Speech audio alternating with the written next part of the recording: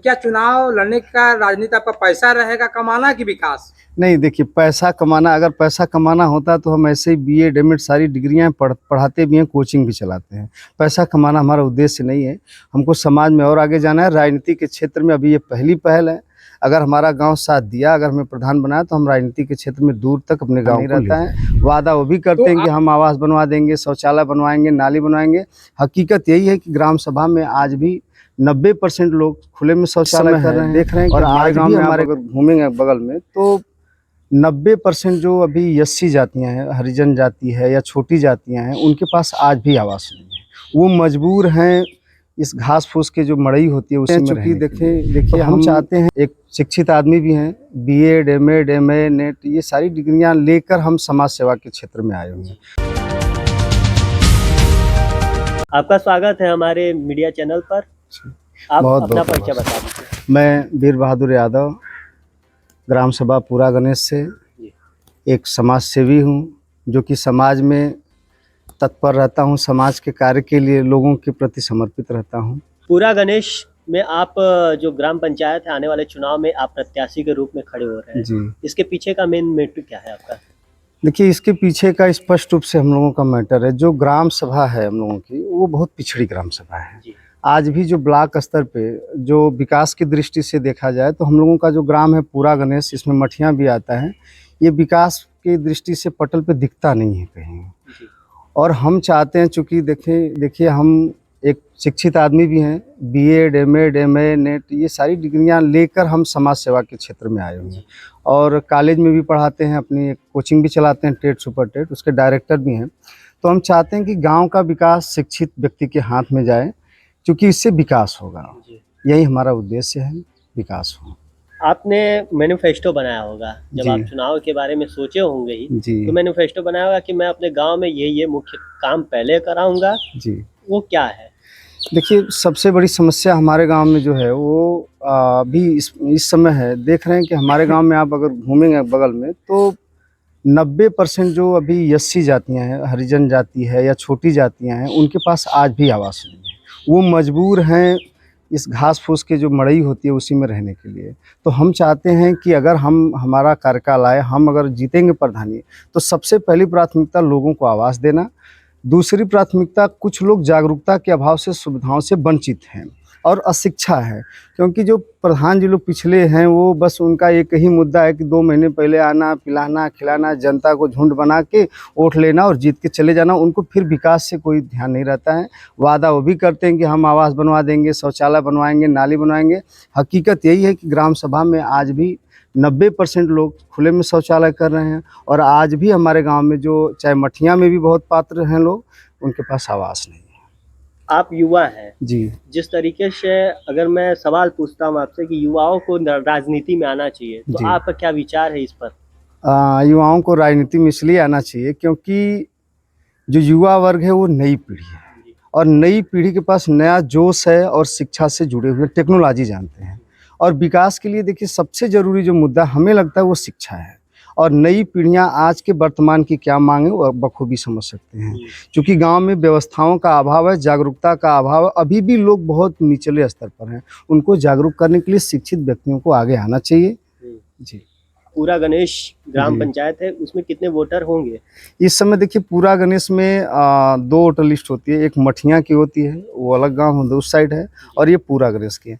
लगभग 1100 वोट यहाँ है और 400 वोट मठियाँ में पड़ते, 1500 वोट लगभग है। 1500। सबसे ज्यादा कौन से वोटर होंगे? महिला आबादी ज्यादा है कि पुरुष आबादी? नहीं, वो तो समथिंग इस समय लगभग बराबर है, पुरुष महिला लगभग बराबर। एज में क्या होगा फासला? एज में देखिए औसत दर्जे देखा जाए तो युवाओं का जो वोट प्रतिशत है वो ज़्यादा है इस समय। तो आपका नज़र कहाँ पे रहेगा, किस वोट हम देखिए हम चाहते हैं कि हम सबके साथ रहें, चाहे वो युवा हों चाहे वो बुजुर्ग हों, सबके साथ रहें और सबको साथ जोड़ के चले। महिला हैं वो चाहे माताएं हों, बहनें हों, है ना, सबका साथ मिले, विकास हो। अगर मान लिया जाए अपने युवक हैं जी और प्रधान पद के प्रत्याशी भी कह रहे हैं जी कि चुनाव लड़ेंगे जी, तो क्या चुनाव लड़ने का राजनीति आपका पैसा रहेगा कमाना की विकास? नहीं, देखिए पैसा कमाना, अगर पैसा कमाना होता तो हम ऐसे ही बीएड एमएड सारी डिग्रियां पढ़ाते भी हैं, कोचिंग भी चलाते हैं। पैसा कमाना हमारा उद्देश्य नहीं है। हमको समाज में और आगे जाना है। राजनीति के क्षेत्र में अभी ये पहली पहल है। अगर हमारा गांव साथ दिया, अगर हमें प्रधान बनाया, तो हम राजनीति के क्षेत्र में दूर तक अपने गांव को ले जाएंगे। तो आप पढ़े लिखे हैं, जी तो क्यों राजनीतिक ही चुने? और तो करियर बना सकते थे अपने जीवन में। देखिए, और अगर हम अपना करियर बनाने की बात होगी तो किसी भी क्षेत्र से कमा के अपना करियर बनाएंगे, पूरे गांव का करियर नहीं बना पाएंगे। जो दबे लोग हैं, पिछड़े लोग हैं, जो जिनको सुविधाएं नहीं मिल रही हैं, उनको हम नहीं ला सकते, जागरूक नहीं कर सकते हैं। क्योंकि अभी आप चले जाइए, हमारे यहाँ बस्ती में आज भी निरक्षर पड़े हुए हैं, बच्चे पढ़ने नहीं जाते हैं। रीजन क्या है कि बस चुनाव के समय लोग वोट शोट लेके चले जाते हैं, बाद में उनकी सुध ही कोई लेने वाला नहीं है। हम चाहते हैं कि वो भी दिशा में आए, अच्छे मोड़ में आए, विकास हो, ये मुद्दा है हमारा। ऐसे कौन से 5 मुख्य बिंदु आपके रहेंगे जब आप चुनाव लड़ेंगे? जी मान लीजिए अगर परसिमन आ गया, जी जब आप चुनाव लड़ेंगे तो ऐसे कौन से 5 मुख्य बिंदु हैं जो उसी बिंदु पे आप चुनाव लड़ेंगे? जी मेन फोकस क्या रहेगा? जी देखिए, मेन फोकस जो सबसे बड़ा हमारा है, जो आज के समाज की एकदम कड़वी सच्चाई है, जातिवाद। हमारा पहला टारगेट है कि ये जातिवाद विचारधारा को ख़त्म करना, इसके लिए शिक्षा बहुत ज़रूरी है। दूसरा फोकस है कि आज भी हमारे गांव में जो सुविधाएं हैं वो नहीं है, शौचालय भी सबके पास नहीं बना हुआ है, और आवास की भी सुविधा नहीं है, स्वच्छ पेयजल भी सबके पास नहीं है, अभी भी नहीं है। ये 2 काम हुआ।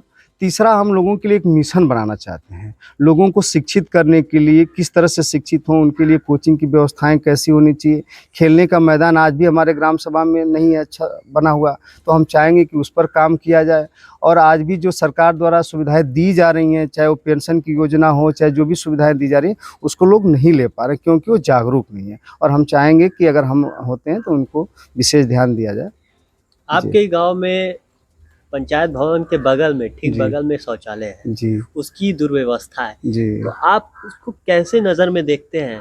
ये सीधा जो वर्तमान प्रधान है या जो भी प्रधान लोग रहे हैं, ये इनकी स्पष्ट रूप से लापरवाही है, ये कोताही है। चूँकि वो सिर्फ प्रधानी को पैसा कमाने का साधन समझते, सेवा नहीं समझते हैं। और अगर वो सेवा समझते, अपना काम जिम्मेदारी समझते, तो ये भी व्यवस्थाएं अच्छी होती। और गांव में चलिए, नालियां देखिए, अभी भी ऐसे ही खुली नालियां चल रही हैं।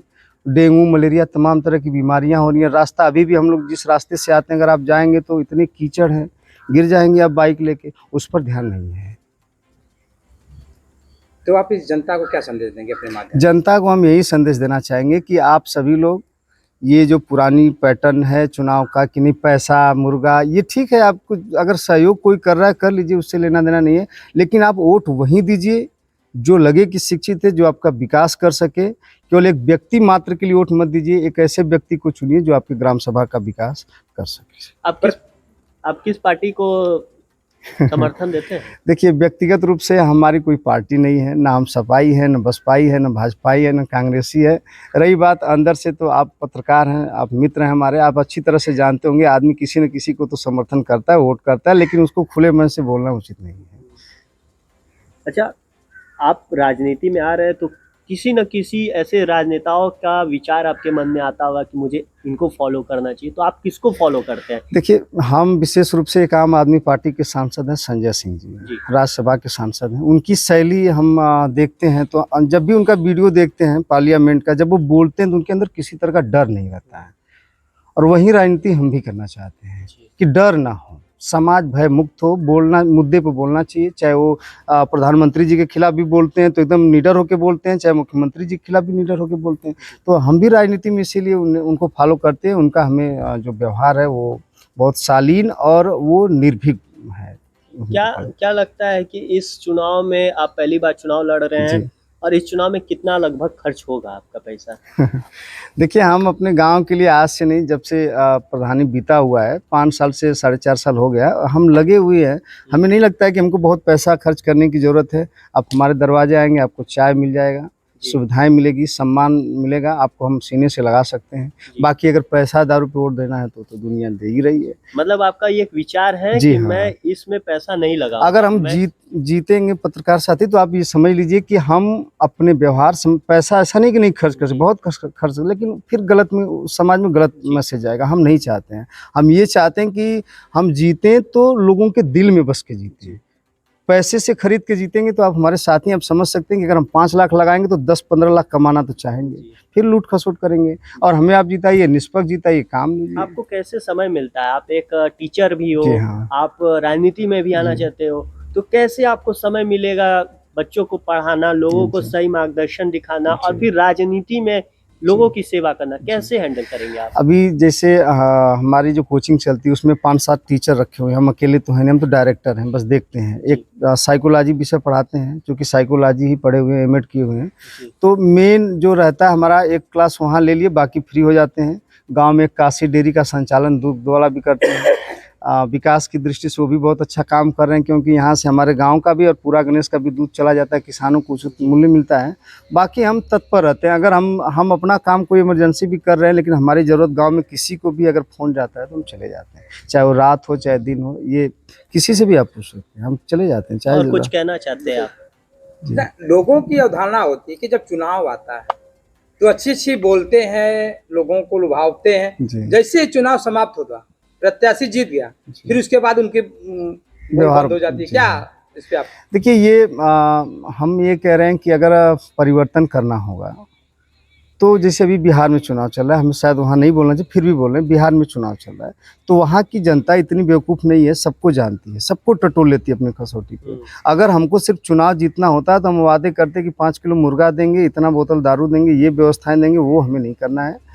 हमारे पे आप विश्वास तभी करिए क्योंकि हम कह रहे हैं कि हम चूँकि शिक्षित आदमी हैं, पढ़े लिखे आदमी हैं। अगर हम चुनाव जीतते हैं तो आपके बच्चे के भविष्य के साथ खिलवाड़ नहीं करेंगे, उसको नशीले पदार्थ ये सब दे के चुनाव नहीं जीतेंगे। विकास की बात करना है। जाते जाते आप अपने इस ग्रामवासियों को क्या संदेश देंगे? बस हम अपने ग्रामवासियों को तो सबसे पहले दिवाली और छठ, ये जो त्यौहार सब आ रहे हैं, सबकी शुभकामनाएं देते हैं।